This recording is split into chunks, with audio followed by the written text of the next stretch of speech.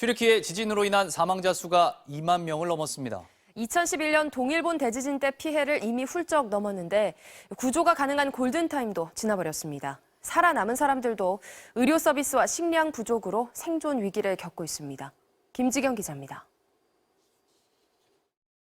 지진으로 폐허가 된 도시 곳곳엔 새로운 공동묘지가 생겨나고 있습니다. 제대로 장례를 치를 수도 없어 시신을 흙으로 덮고 고인을 식별할 나무판만 꽂은 채 애도하고 있습니다. 사망자가 넘쳐나며 병원은 물론이고 학교 체육관도 임시 안치실로 변했습니다. 구조된 사람들도 싸늘한 주검이 돼버린 가족과 연인의 곁을 떠나지 못하고 있습니다. Gelinlik giydirmeyi planlarken kefen giydireceğim şimdi. Ablam nasıl bir şey böyle şey söylersin ya. 지진으로 인한 사망자는 이제 2만 명을 넘었습니다. 2011년 동일본 대지진 사망자 수 18,500명을 이미 훌쩍 넘어선 겁니다. 지금도 최대 20만 명이 무너진 건물 잔해에 갇혀 있는 것으로 추산돼 피해가 얼마나 더 커질지 가늠하기 어렵습니다. 집도 가족도 잃은 이재민들은 거리를 떠돌며 배고픔과 싸우고 있습니다. 구호물자가 실린 트럭이 간간히 찾아오지만 보급량이 많지 않아 허기를 채우기에도 턱없이 부족합니다. Tamam hocam biz burada felaket bir şekilde yaşıyoruz. Evimiz burada belli, durumumuz belli. 오랜 내전을 겪고 있는 시리아는 사정이 더 나쁩니다. 병원 등 기반 시설이 대부분 파괴돼 콜레라 같은 전염병이 창궐했고 치료를 받지 못한 부상자들에게 2차 감염이 발생하는 등 공중보건은 극도로 악화됐습니다. 세계보건기구는 대지진에 이어 생존자들을 위협하는 2차 재난이 이미 시작됐다고 경고했습니다. We are in real danger of seeing a secondary disaster which may cause harm to more people than the initial disaster if we don't move with the same pace and intensity as we are doing on the search and rescue side. 특히 피해는 주로 반군 점령 지역인 북부와 서부에 집중돼 구조 사각지대로 꼽혔지만 다행히 튀르키예에서 육로를 통해 첫 구조물품이 도착했습니다. طبعا هذه القافلة هي استجابة أولية من الأمم المتحدة سيتبعها إن شاء الله خلال الأيام القادمة قوافل بحجم أكبر بكثير مثل ما تم وعدنا به من قبل الأمم المتحدة والجانب التركي. 지진 피해 지역엔 구조를 위해 11만 명 넘게 투입됐고 전 세계 56개 나라에서 파견된 구조대도 구조 활동을 벌이고 있습니다. MBC 뉴스 김지경입니다. 골든타임은 지났지만 구조 작업은 이어지고 있습니다. 곳곳에서 반가운 생존자 구조 소식도 계속 전해지고 있습니다. 신재용 기자입니다. 무너진 콘크리트 더미 사이로 대화를 시도하는 구조대원. 곧 어린아이의 머리카락이 보이고 얼마 뒤 구조에 성공하자 주변 사람들이 환호성을 지릅니다. 먼저 구조된 소년이 밝은 표정으로 들것에 실려 안전한 곳으로 옮겨지고 이어 같은 장소에서 도움을 청하던 여성들도 잇따라 구조됩니다. 생존자 구조가 임박했다는 소식이 퍼지자 주민들이 그를 만나기 위해 서 있습니다. 마침내 들것에 실린 42살 모데니즈가 모습을 드러내자 탄성이 터져나왔습니다.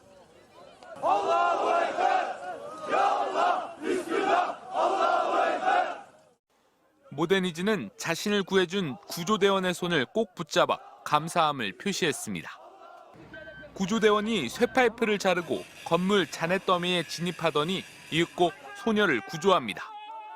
소녀는 구조대원을 꼭 끌어안은 채 좀처럼 떨어지지 않았습니다. 세계 곳곳에서 급파된 구조대원들의 활약도 이어지고 있습니다.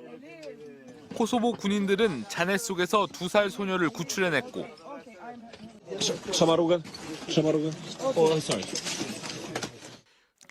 중국 구조대원들은 8층 높이의 붕괴된 건물에서 임산부를 구조해냈습니다.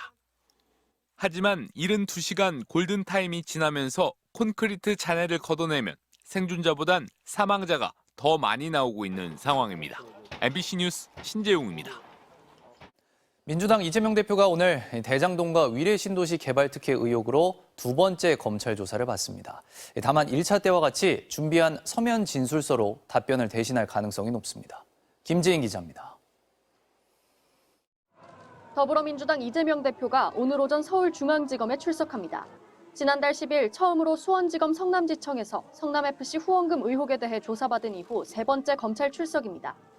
또한 지난달 28일 서울중앙지검에서 대장동과 위례신도시 의혹에 대해 조사를 받은 뒤 같은 사건으로 두 번째 검찰 출석입니다. 검찰은 오전 9시 반 출석을 요구했지만 이 대표는 당 최고위원회의를 마친 뒤 오전 11시 출석하겠다고 예고했습니다. 검찰은 이번 조사를 앞두고 200종 넘는 질문지를 준비한 것으로 전해졌습니다. 당시 성남시장으로 최종 결정권자였던 이 대표가 위례 대장동 사업 특혜 결정에 개입하거나 알고 있었는지 확인할 계획입니다. 또 측근인 정진상 전 정무조정실장과 김용 전 민주연구원 부원장이 대장동 지분을 약속받았다는 428억 원 약정설에 대해서도 이 대표가 알고 승인했는지 조사할 예정입니다. 이 대표는 지난달 28일 1차 조사 당시 33쪽 분량의 서면 진술서를 제출하고 모든 답변을 대신했습니다. 이 대표 측은 추가 서면 진술서 제출 없이 조사에 응할 것이란 입장인데 검찰은 구체적으로 질문에 답변을 한다면 추가 출석 없이 조사를 마무리하겠다는 입장을 밝혔습니다. 조사 이후 검찰은 성남FC 후원금 의혹과 대장동 위례신도시 의혹을 함께 묶어 이 대표에 대해 구속영장을 청구할 것으로 예상됩니다. 또한 신병 확보 여부와 상관없이 백현동과 정자동 개발 의혹 등 남은 사건 수사를 이어갈 방침입니다. MBC 뉴스 김지인입니다. 미국 정부가 정찰풍선의 운영 배후로 중국군을 지목했습니다. 미국뿐 아니라 전 세계 5개 대륙에서 최소 24건 이상의 감시 임무를 수행한 것으로 알려졌는데요. 워싱턴에서 김수진 특파원입니다. 최근 발견된 정찰풍선은 중국 인민해방군이 운영하는 감시 프로그램의 일환이라고 미국 정부가 밝혔습니다. CNN 등 미국 언론 보도에 따르면 미국 정부는 중국이 최근 몇 년 동안 정찰 활동을 벌여왔고 최소 5개 대륙에서 24건의 감시 임무를 수행했다고 밝혔습니다. AP는 국무부가 파악한 중국의 감시 대상 국가는 40여 개 이상이라고 보도했습니다. 미국 정부는 이 같은 사실을 40여 개 국가에 전달하며 동맹 규합에 나선 것으로 알려졌습니다. We don't seek another Cold War, but we do ask everyone to play by the same set of rules. Investing in ourselves and aligning with our partners strengthens our hands to compete with the PRC. FBI는 정보 분석 요원과 과학자들을 투입해 지난 4일 대서양 상공에서 격추한 정찰 풍선 잔해 분석 작업을 벌이고 있습니다.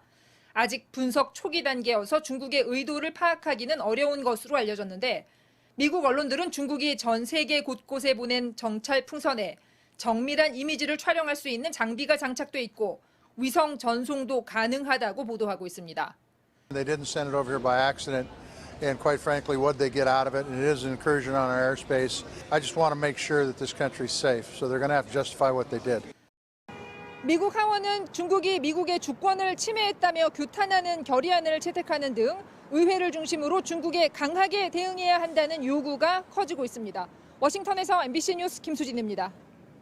일본이 후쿠시마 원자력발전소에 쌓인 오염수 130만 톤을 이르면 올 봄부터 태평양에 방류합니다.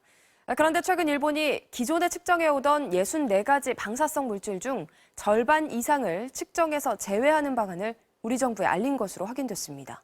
손하늘 기자입니다. 일본 후쿠시마 원자력발전소 안에 쌓인 거대한 수조들입니다. 사고 당시 원자로를 식히는 데 사용한 방사능 오염수 130만 톤이 가득 차 있습니다. 일본 정부는 알프스라는 장비로 방사성 물질을 최대한 제거하고 희석해 올 상반기부터 태평양에 방류할 계획입니다. 도쿄전력은 한국어로 홈페이지도 만들었습니다. 한국 같은 주변국들의 우려를 잠재우기 위해 방사능 수치를 철저하게 측정해 공개하겠다고 했습니다. 측정하는 방사능 물질의 종류는 삼중수소와 62종의 방사성 물질, 탄소 14까지 모두 64종이라고 밝혔습니다. 그런데 최근 일본 측이 측정 대상 물질을 64종에서 31종으로 대폭 줄이는 방안을 한일 국장급 회의를 통해 우리 정부에 알려왔습니다. 스트론튬과 텔루륨, 루비듐 등 37종을 무더기로 빼고 4개를 추가하는 건데 도쿄전력은 사고 이후 12년이 지난 만큼 핵분열을 거듭해 더 이상은 남아있지 않을 걸로 평가되는 물질들을 제외했다고 설명했습니다. 하지만 그 사이 새로운 핵분열이 시작되지 않았다는 보장도 없고 정말 다 없어졌나 전수조사한 것도 아닌데 성급한 결정이란 우려가 나옵니다. They have to keep the monitoring capability to know whether they have accidental chain reactions. I don't know why they have done this at this time, just a few months before, to change the plan that has long been promised. 어떤 근거로 측정 물질을 대폭 줄이는 건지 투명한 정보 공개가 먼저란 지적도 나옵니다. 네, 일본 정부는 일본 주민들, 어민들, 그리고 환경단체, 그리고 주변국, 관련 당사자들이 모두 안전성을 용인할 때까지, 안전성을 인정할 때까지는 오염수 방류를 해서는 안 됩니다. 일본 원자력 규제위원회가 도쿄전력의 이런 제안을 석 달째 심사하는 사이 일본이 예고한 후쿠시마 오염수 방류는 코앞으로 다가왔습니다. MBC 뉴스 손하늘입니다.